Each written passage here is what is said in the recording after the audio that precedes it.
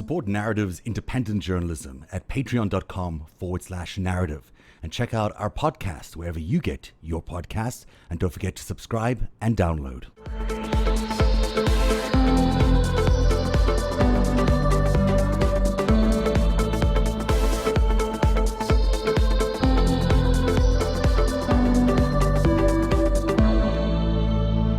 Hey everyone, welcome to Narrative Live. It's a surprise broadcast from us today because we weren't really expecting to do this, but now here we are. Hey Eric, how are you? Hey Zev, good to be back. We can't ignore the protests that are going on across the country. We can't ignore what's been going on in response to the death of George Floyd. And we've got a lot of information tonight about some of the buildup that could be happening militaristically by the government in order to respond to these protests. Let's begin the show by going to New York City, where we're joined by our correspondent, Daniel Montelengo, who many of you know from our past broadcasts. Daniel, how are you doing? I'm good. I am in my third day of joining these protests out in New York City, and the energy is galvanizing. Can you hear me? I can hear you over there. Okay, great. Is there any concern amongst any of the people there about these extremist groups that are coming out so late at night and turning what was a great peaceful protest during the day into a very negative experience for people overnight?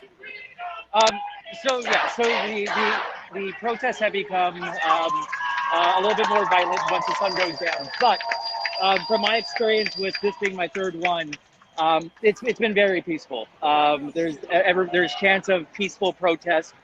Sometimes the organizers stop the march, have people kneel down, and they say, if you see someone doing something, call them out, and then they have the crowd chant, call them out. So it's been very well organized. It's been very peaceful. There is a huge NYPD presence everywhere, but I think the looting and the stuff that you've seen on the other news networks have been very isolated incidents. And it's a shame because it's a very small group of people making these entire protests with thousands and thousands of people. I'm looking down Broadway right now, and it's just people as far as the eye can see. And if I look back the other way, it's the same story. And it's a shame that that's getting a lot of coverage when these peaceful protests are massive and moving a lot of people. As you've been speaking there, we've been running some video from what happened in D.C. last night when peaceful protests were ambushed. And that certainly is a sad sight to see when you've got these peaceful protesters hit by tear gas and rubber bullets. That seemed to be the case. Wow, look at that picture. Certainly recognize that part of New York City. A lot of people showing up today to protest the police action there. Eric, do you have any questions for Daniel? Just general, if the mood's generally calm, and what other people are saying that their reasons are for being on the street physically, especially when we have a pandemic going on. So I joined today's march at Christopher Street Park, Sheridan Square Park. So there was a bit of an overlap with Black Trans Lives and Black Lives Matter movement. And then also the entire LGBTQ community coming together to support Black Lives Matter because it is Pride Month. So those seem to be the reasons, the various agenda reasons that people are out here today.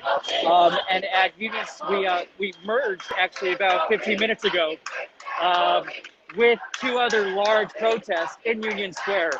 And it was a peaceful merger, went smoothly. There were a couple of people there agitating, but they were called out that people were on top of, and then the NYPD came and was able to shut it down really quickly. People knocking over trash cans and whatnot. But there's people. This has been a very peaceful protest. There are people lining the avenues up with. They're giving away water. They're giving away hand sanitizer. If there's somebody without a mask, they're giving out masks. And if you look around, if I flip the camera, it's almost impossible to find somebody without a mask out here. I would say about 99.9% of everybody has a mask. Although that's hardly social distancing. It doesn't look like social distancing. Hardly social distancing, but right. People are doing at least that protective measure to wear a mask. There's a lot. The crowd just feels very multiracial. It seems like it's a pretty covers all of New York's population out there. It is. This crowd is very much a representative of New York City. It is everybody of all races, of all backgrounds, of all socioeconomic backgrounds. It's only one way to describe it. It's very New York. Keep us informed. I know you've got a bunch of things to do this evening, but if anything happens, let us know, and we'd like to keep catching up with you. Yes, definitely. Thank you for having me on, and stay safe, you guys. You too, Daniel. Thanks so much. So far, so good in New York City, Eric, but it's not curfew yet. Curfew's in about 50 minutes there. And last night we saw some pretty incredible scenes of looting and violence all the way up and down Manhattan. So there's some fear that some of that will replicate itself tonight.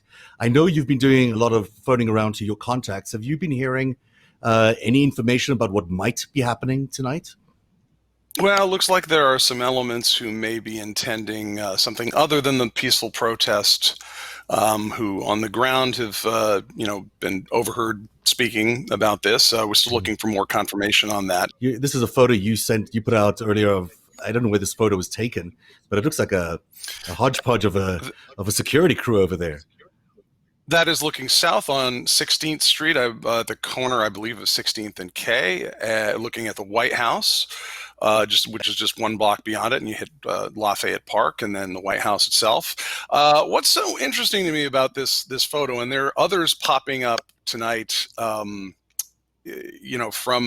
DC, where there are people in paramilitary-looking garb, and none of it matches. And here you've got a combination of military police, park police, no-name police. The helmets are a bit different. It kind of looks like everyone's got their paintball gear on. They're not uniforms. That's the whole thing about having a uniform, is it projects authority because you belong to an institution that has the legal right, potentially, to unleash violence in the name of the state, which sounds, terrifying, but all of our laws at the end of the day are backed up by some form of violence. Even if it's jaywalking, we give somebody the legal right to grab you, put you in the back of a police car and take you down, and you get a $100 ticket or whatever, the most minor infraction on up to the death penalty. You've given an authority, an institution, the right to conduct kinetic physical violence against a citizen. Anyone else does it, it's called assault, or attempted murder. But for somebody in the state to do it, it's because they're backed up by the rule of law. And one of the reasons that you have uniforms and training and all that is so that in the day-to-day operation of a civilization, the people that are grabbing someone, putting them in a car or pushing them or whatever they're doing to enforce the law is because of the law. Yeah. And that's why we have federal and state felonies on the books, for which you can be prosecuted if you are personating one of these authorities, police, some healthcare workers, anybody who has an official right to do things, on an emergency basis. If you are pretending and you're lying to the public, then that's a crime. And we have a bunch of people here in the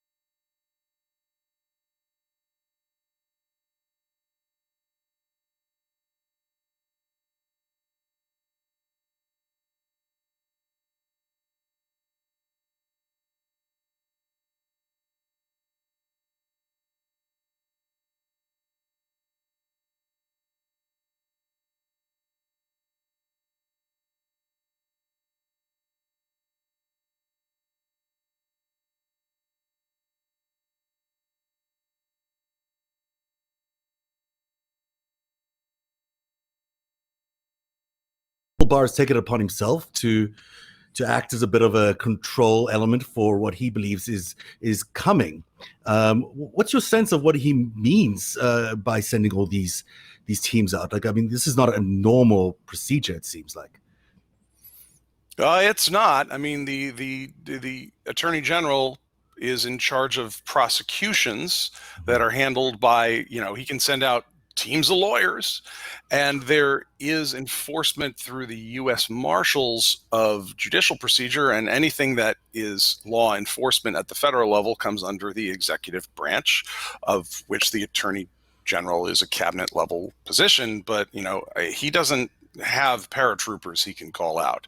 So this kind of looks to me as like, sort of everyone he had some reasonable chance of getting on short notice. But even then, I would think the FBI elite hostage rescue team could afford new shiny boots. I've been talking to sources all over today, just trying to get a sense on the ground of what actions are really being taken, down to, do you see any other vehicles out that you normally don't see? What's the airspace like? And, mostly it's looking like DC and New York City are the major the major locales tonight where there's going to be, protests and potentially a response to that.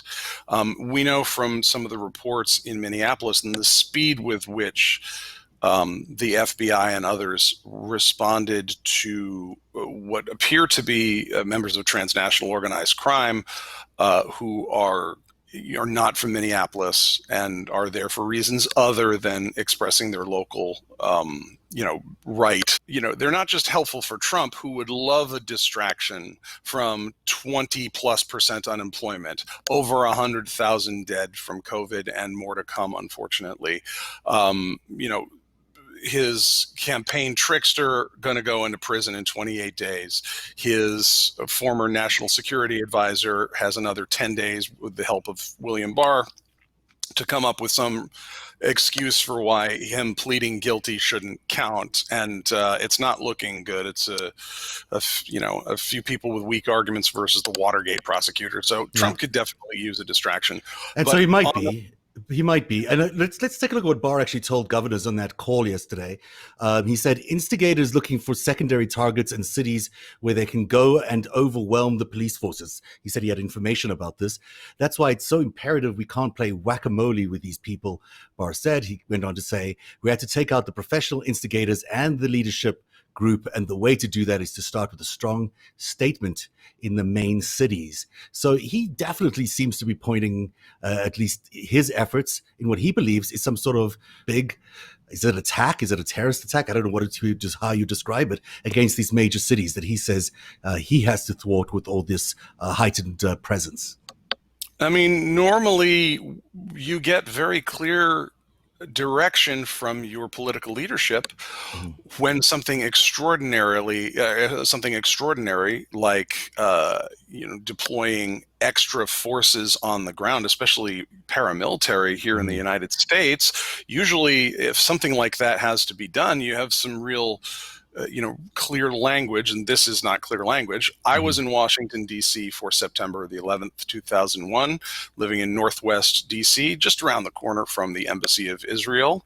Those guys know how to do security when things go sideways. And, it was, even then the city was, very navigable. And you're talking about, at our worst moment, there were barriers put up in different places. There was certainly nothing like, protesting at that time. Quite to the contrary. It seems really unusual that Barr seems to be the only one with information about these instigators that may be showing up. Now, they may show up, but he'd still be the only one with all this information. We have not heard from any other sources that there's these planned instigations. We've heard that there have been extremists that have been caught up to now involved in some of the looting, but none that was forward-looking, no indication there was forward-looking threats happening. But it seems that Barr seems to have some. Well, it seems that, but I'm going to just speak as, just an American citizen here more than an analyst. Hey, could you cut us in on the secret? What's going on? Like, what are they, vampires? troll giants? I mean, what are we dealing with here, guys? Well, the answer is you're dealing with Antifa, which is, of course, who knows what Antifa is? It's this broad, overarching sort of group. So, earlier in the week, Barr. Okay. You got Antifa up there with it was the Europa group that's founded by some young, retired Marine who was at the Charlottesville fake Nazi tiki torch rally near the Trump golf course there, and they're posing as Antifa at the same time, which would really, we've talked a lot about horseshoe theory in Russian political military science of setting up two sides to fight. And you might as well control both of them.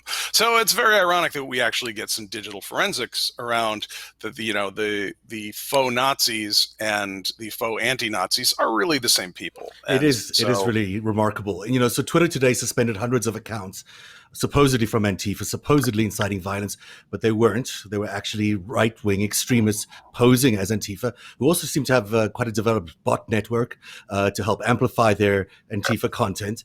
And so it's interesting that, all of this is happening with the only people until recently who've been pointing a finger at Antifa have been Barr and Trump. Then we see the surge in violence calls by Antifa groups on Sunday into Monday.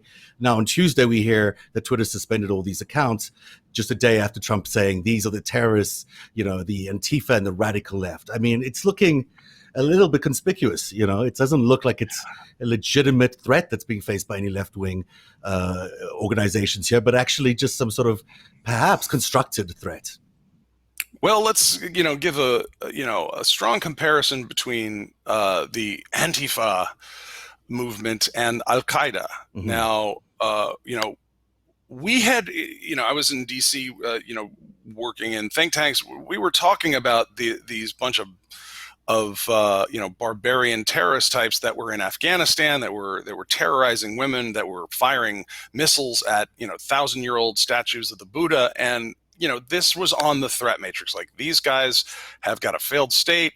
They can clearly host whoever they want. We didn't know exactly what was going on as to, whether they could actually reach with a kinetic operation all the way to Lower Manhattan. That had not been discussed, in unclassified circles. But they were on the matrix of bad guys, and they're linked to. Remember when we sort of funded those guys in the 70s when the Soviets got in there? Well, they're still there and they're still bad guys. That all made sense. And they weren't, the excuse for anything until, Al-Qaeda, and that story has not been told all the way either, but until those planes hit the towers and the Pentagon, and then they trace this back to, oh, wait a minute, this is Osama bin Laden, this is Al-Qaeda, these are these Wahhabists from Saudi Arabia and others, here's who this is.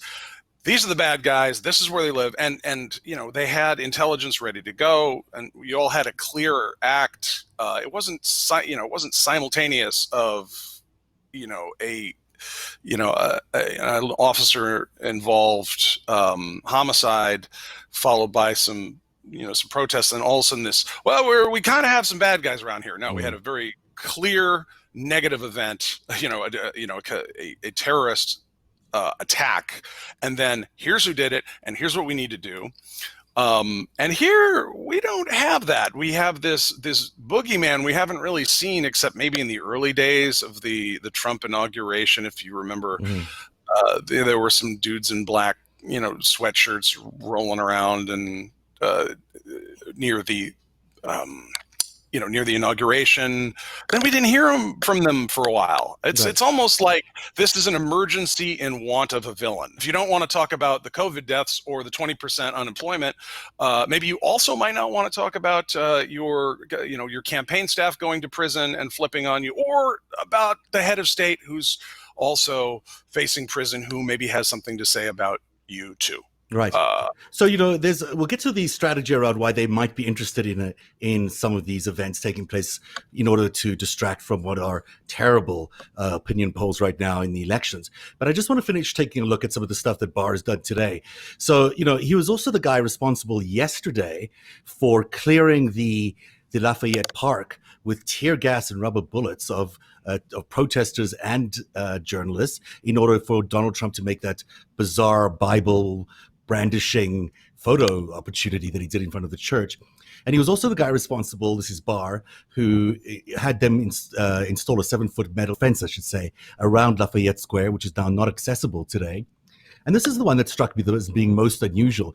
Apparently, the DC mayor is saying that federal officials, including at the White House, must be Barr, inquired about taking over the DC police. Now, that seems remarkable to me. It just seems astonishing that that's even something they even dare to ask into these circumstances.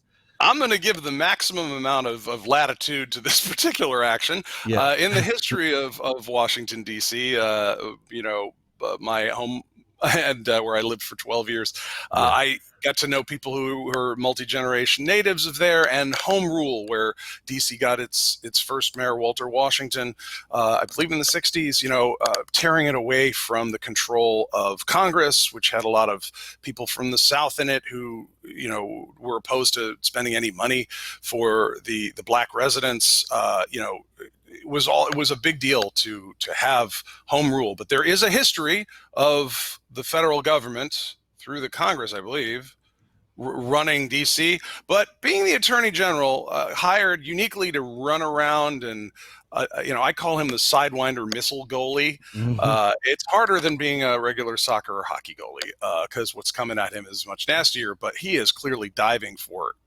every catastrophe of the last 30 to 40 years in American politics and counterintelligence, and just trying to shut everything down. And he's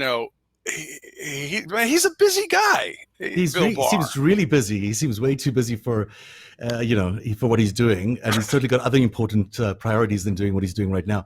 Because I'm sure the DC police can take care of this. Now, he was trying to run the Google and Facebook antitrust. He's knocking down anything that looks like counterintelligence, and now he wants to take over the DC Metro Police. I hope he hires an assistant or something. I mean, they are cutting the waste at the White House because it's just him and Jared taking care of absolutely everything. Like everything. This is, you're looking at the pictures here of this incredible amount of violence, of the rubber bullets, the tear gas that took away the protesters yesterday. Meanwhile, Donald Trump put out his own video of events yesterday. No pictures of the rubber bullets or the tear gas, just him strolling over to the St. James Church over there and brandishing the Bible. As if nothing was happening in order to clear that space. Yeah. I mean, it's just too much. Okay. Okay, I mean, okay, you have to understand the geography there too. That's across the street, all right? My office was 2 blocks from there. You're talking about, he's trying to look like Genghis Khan, taking everything from Ulaanbaatar to Austria, and that with that kind of swagger. No, he's walking across. Oh, they put across Lafayette Park, which has the big, huge metal screen on it, or whatever. You're talking about what, have 3/4 of a football field with a statue in the middle of it. I mean, it's crazy. So he walks across the thin side of that to the church, like I don't know. He's announcing the victory at Marathon. I don't know what he's doing here. It's all propaganda. That's what this guy has left. Yeah, and when you're talking about fake news, this is the fake news. I mean, here you go. This is not taking into account what really happened, him dispersing all these protesters without any warning, to great embarrassment. There was a crew from Channel 7 in Australia that was headbutted and punched out as they were told to move away, but there was absolutely no warning to them. We look like idiots around the world, who can't handle democratic processes or democratic protests. And this is him, whitewashing the whole event as him just literally walking across without any disturbance at all. So it is propaganda worth calling it out. All right, I got to ask you a couple questions here, if you don't mind if I flip this on you. You're welcome to. You've been in the television business for a while, right, Zev? Mm-hmm. I have been too long, 30 years. Okay. So when you have a guest, who's on or a subject, but do you ever edit the film?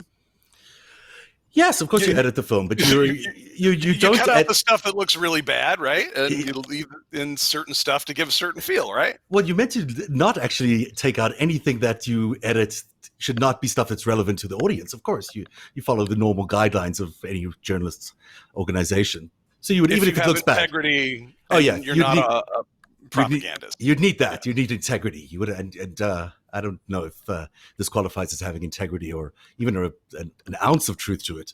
But there you go. Well, that's the president. This is how we got this guy. Is that the worst kept secret in all of filmed entertainment is that everybody involved with The Apprentice knew that Trump was in debt. Some special people knew who he was in debt to, and that wasn't pretty at all. And we know now that is the Russians, the Bank of China, various organized crime, and they tried to make him look like he was this captain of industry when the only thing he was really good at was bankruptcy. That frankly other people ran for him legally.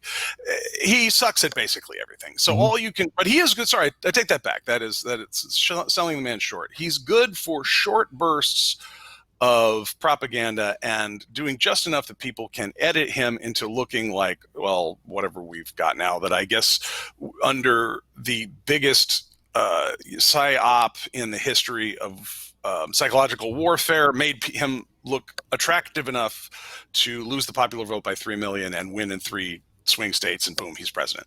But this is all like the rest of this whole mess is that there are the reality of the world, the great masses of facts, all the events that are taking place. And then you have a tiny slice that is taken and cut into a narrative and put out there. And that's how we ended up with this guy as president of the United States with not great results. So this is the last, it seems like it's their only playbook. And here you are, you're taking, we're talking with people on the street in New York, and it's just a bunch of people walking. Yeah, they should be 6 feet apart, but it's not a whole lot more exciting than that. Now, you get a few 10 to 20 second intervals of somebody hitting somebody with a plastic shield or whatnot, and then all of a sudden you can create this fearsome narrative. But again, it's propaganda, the mass of events happening in the United States. Now, what worries me is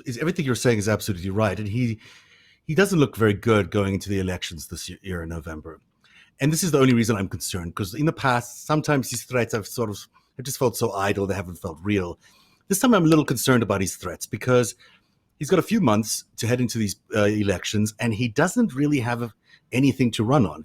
The pandemic was a disaster. The economy is a disaster. The handling of this is even a disaster up until now.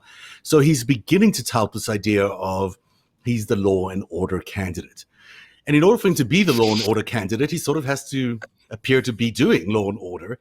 And all these movements of Barr's, prison riot guards and all these other people are beginning to make me think that maybe they're up to something. Maybe they would like to do some sort of, not quite martial law, but some sort of crackdown where they can appear to be strong and mighty to the middle class of America, who doesn't really want to see people vandalizing Chanel on Fifth Avenue every night. That it seems like there's at least room for that argument in this particular space. I mean, hopefully that they wouldn't do it, but they seem to be building up to something that is more than just your typical sort of management of protests. I agree. I mean, this seems like, a media op, only using, law enforcement and now military as props. And I got to say, they have a heck of a job ahead of them. I mean, making Donald Trump a mob asset, the law and order candidate. I mean, you might as well try and make him look like the good boyfriend candidate. I mean, it's just as easy. But so hats off to the guys. Good luck this year, I guess. Yeah. But this is all they got left. I mean, all the traditional things that you run on in the United States. Frankly, one of the most effective campaign ads in American political history was Ronald Reagan, who came in the malaise of the late 70s under Carter and starts up in 81. And for the 1984 campaign, just asked America, are you better off than you were 4 years ago? And everybody felt better. Not everybody, pardon, that's a great generalization, but large parts of our economy had come back. Financial sector was roaring. The inflation of the 70s was looking in the rearview mirror. We had, we weren't in détente with the Soviet Union. We were taking it to them, at least on camera. And so everyone looked at that and said, yeah, I'm dead. It's better than the late 70s, I guess. And, it was a heck of an effective ad. And, in any year, then you're talking about some things that are hopefully tangible, as the Clinton people said, James Carville, I believe in this case. It's the economy, stupid. Talk about, has there been a recession? Say, hey, you want out of this recession. If you were out of the recession, say, hey, we're out of a recession. George W. Bush was in office. I remember the year 2000 election was a lot more inchoate. Are you Democrat or Republican? I guess that'll guide whether you like one of these two candidates. But the 2004 election is like, we had a bunch of guys murder people in Lower Manhattan. Who wants the more, the tougher guy who's going to kill more of the bad guys? I mean, at the end of the day. And so Bush, despite, many failings, that were perceived at the time, certainly in the media, he was elected pretty strongly in 2004. What the hell has Donald Trump got to run on? It's like, hi, I was pushed in here by an intelligence operation by multiple hostile nations. There's 100,000 people dead. You don't know if your kids are going back to school in the fall. You can't even go to the freaking pool this summer. And, but hey, here's some black guys broke some things, so we're going to dispatch Apache helicopters. I can't really get those. Here's some guys I picked up, off of Craigslist, and we gave them some paintball equipment and the martial law. Yeah, I mean that's the only thing they could go to. It's a terrible play. I'm not saying it's any politician would hate to be in this position, but it does make me think that folks should be a little careful out there. Anything could happen, but of course, even this play is so obvious to everybody that whatever they're trying to do would be so easily identifiable at this point. If we can sit here and talk about it, I'm sure other people have thought about it too. And so, what kind of play can they really execute? For those people who are worried, and I talked to a bunch of them this morning, just in my friend group, who are worried about, is this martial law? If you really know about authoritarianism and police states, then what happens to people who speak out. What really happens when a leader wants to crack down and has real control of the military. And bottom line, it doesn't look like this. No, it doesn't. You're not trying to get your crony out of trouble before he goes back to his guilty plea. No, the judge slips and dies, like falls out a window. Yeah. That's what happens in dictatorships, is that, there's a riot. Yeah. Well, you bury 500 of those guys in a mass grave. And anybody in Russia and China, for all their propaganda, garbage about trying to make America morally and functionally equivalent to their regimes. I mean, these are regimes that have killed tens of millions of their own citizens. And when they are in authoritarian mode, and they dig a mass grave. And that has, even with all the obscenities that this administration has committed, and you look at everything from Puerto Rico, those people that didn't need to die and the insults to them and the grifting off that, on up to people, burying their relatives who died alone in a room on a ventilator now that didn't have to. I mean, look, these are bad people who have seized control, using our free elections and our free speech. But they are not the dictators that they want to be. They wish they could. That would get them out of trouble. Yeah. But I see a bunch of out of control grifters who are sweating really hard and really trying desperately to make it look like maybe they're Mobutu Sese Seko, maybe Idi Amin Dada, maybe possibly, aren't you scared? But They're- I they're- don't see them doing those things. They are coming across as sort of dictators of the African variety, which are not very convincing at the end of the day. I mean, yes, they're brutal, but they are disorganized. And the minute you take a look at them, you can sort of see what they're up to.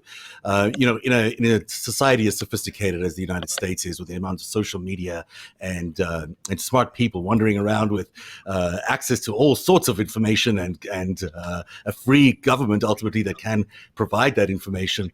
Boy, it's really hard to do this against a free society, even though they're valiantly trying to run all these operations. It doesn't seem to be working to their favor at this point. So everyone's comparing him to Nixon. Everyone's saying Trump is Nixon in 1968. Maybe this was Nixon running for the presidency. He was not the incumbent. He was just a candidate. He won, and he ran on law and order. But this is different because, Trump is the incumbent, and it's under his watch that law and order has broken down and the rule of law has been destroyed. So, maybe he's Nixon for many other reasons. Maybe he's Nixon because he's how he's influenced and the parties, external parties that have helped him get to power. But other than that, the law and order analogy for 1968, I think, runs a little dry. I think when you look at the pivot to the Southern strategy, where you had a U.S. political party that pivoted hard into some racial provocation, that was some of it homegrown and some of it exploited by bad actors on the ground, some of them foreign, some of them organized crime. Okay, there's a comparison there, but Richard Nixon was a naval officer, a veteran, an effective politician, who was, a crook but professional, and that's not Trump. Trump ended up here by accident. They were running those playbooks. I think it's pretty clear that they know what's worked in the past, but then that's what happens when you work with Paul Manafort and Roger Stone, who come from the Nixon era. Well, this worked, so do that, and